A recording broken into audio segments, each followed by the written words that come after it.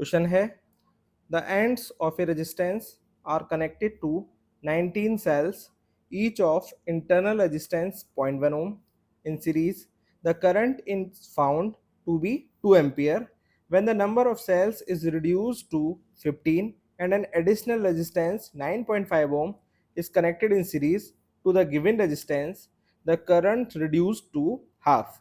Calculate the given resistance and the EMF of each cell. Problem में हमें ये दे रखा है कि 19 सेल कनेक्टेड है एक सर्किट में, हर सेल का इंटरनल रेजिस्टेंस 0.1 ओम दे रखा है और सर्किट में एक एक्सटर्नल रेजिस्टेंस आर लगा हुआ है और साथ में उस सर्किट में जो करंट फ्लो हो रही है वो 2 एम्पियर है। अब इस सर्किट में लास्ट में कुछ चेंज किया जाता है, चेंज करने पर जो सेल हैं उनके नंबर्स कम करके 15 कर दिए जाते हैं और साथ में है एक एक्सटर्नल रेजिस्टेंस और एक्स्ट्रा लगा दिया जाता है जो कि है 9.5 ओम का, यानी कि जो पहले आर था उसके अलावा एक 9.5 ओम का रेजिस्टेंस और लगा दिया जाता है सीरीज में। तो करंट हमारा आधा हो जाता है, यानी पहले 2 एम्पियर था, अब नया जो सर्किट होगा उसमें आधा यानी कि 1 एम्पियर हो जाएगा। तो हमें जो रेजिस्टेंस लगा हुआ था कैपिटल आर वो निकालना है और हर सेल का ईएमएफ फाइंड करना है। चलिए स्टार्ट करते हैं क्वेश्चन को। तो पहले फिगर बना लेते हैं। ये 19 सेल लगे हुए हैं,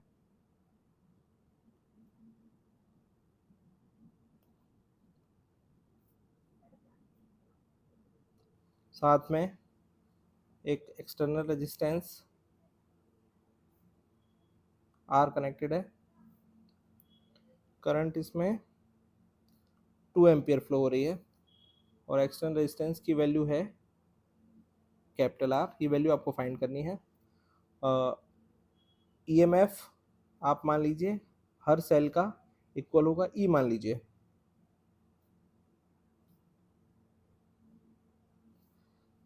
तो टोटल ईएमएफ हुआ इक्विवेलेंट एन इंटू ई, अगर एन सेल होते हैं। अब यहाँ पर हमारे पास सेल है 19, तो टोटल ईएमएफ हो जाएगा 19 ई।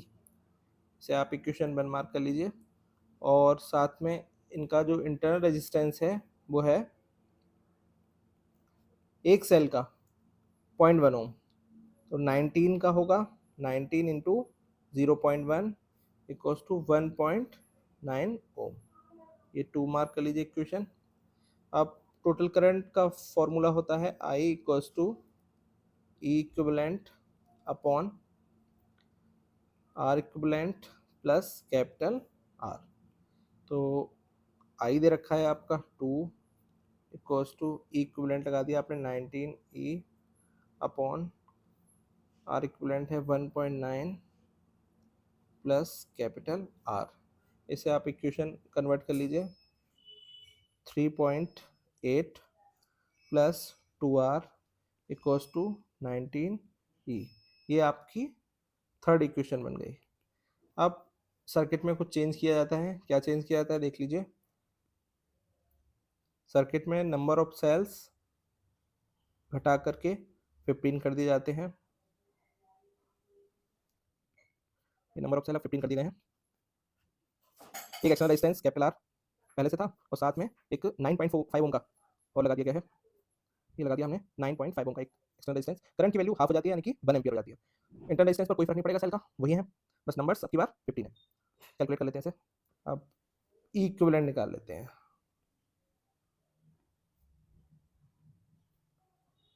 ई इक्विवेलेंट होगा इसका एन इंटू ई, अब की बार 15 है तो 15 ई। आर इक्विवेलेंट निकालने के लिए हर एक सेल का 1 ओम 0.1 ओम है, नंबर ऑफ सेल 15 है, तो ये हो जाएगा 1.5 ओम।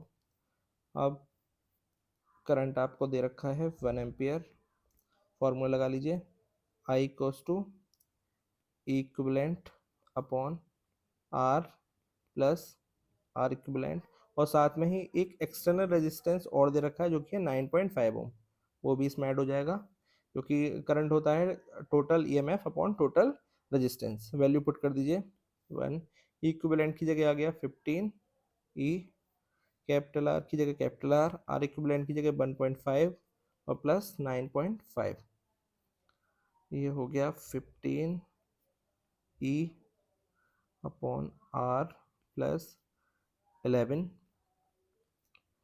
आगे इस इक्वेशन को आर प्लस 11 और 15 ई, ये पहली इक्वेशन थी हमारी 3.8 प्लस 2r, तो ये हो गया 11 प्लस आर इक्वल्स टू 15 ई। इसे आप फोर्थ इक्वेशन मान लीजिए। अब सॉल्व कर लेते हैं। पहली इक्वेशन है 3.8 plus 2r, 3.8 plus 2r equals to 19e। इसमें 2 से मल्टीप्लाई कीजिए तो ये आ जाएगी पहली इक्वेशन। थर्ड इक्वेशन जो थी हमने वो उतार ली यहाँ पर। अब इस इक्वेशन में 2 से मल्टीप्लाई करके लेकर आइए यहाँ पे 22 plus 2r equals to 30e। Solve कर लीजिए सब्सट्रैक्ट करके, माइनस से माइनस कैंसिल कर लीजिए। 18.2 अपॉन 11 और ये आ जाएगा आपका सॉल्व करने के बाद 1.65 वोल्ट। अब इसकी वैल्यू पुट कर देते हैं। कैपिटल आर निकालने के लिए पहली इक्वेशन ले लीजिए, ये ले लीजिए,